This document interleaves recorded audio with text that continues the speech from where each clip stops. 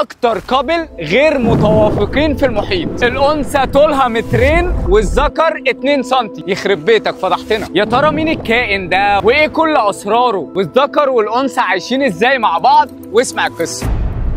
من فتره وصل لي صوره هنا من مركز غوص معين في دبي. قالوا لي يا كابتن احنا لقينا ده.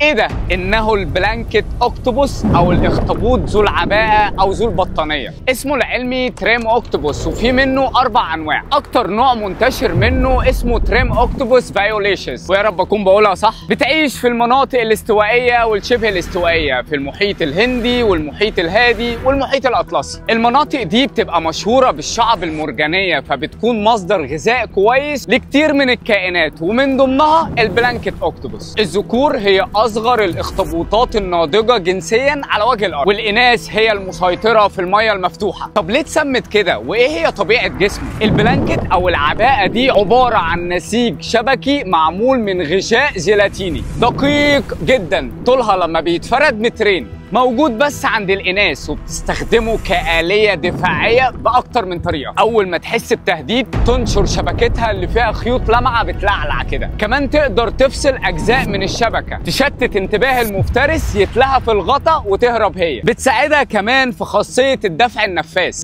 تعمل انقباض للبلانكت وتطير. اخطبوط البلانكت كائن مميز وعجيب زي كل كائن في عالم البحار، ليه عجايبه الخاصة. المرة الجاية هنتكلم عن العلاقة بين الذكر والأنثى في خاصية التزاوج. السؤال هنا بقى يا صديقي، البلانكت اوكتوبوس عنده خاصية دفاعية بيسرقها من كائن تاني. عارف هي ايه؟ وعارف مين الكائن ده؟ اكتبولي في التعليقات.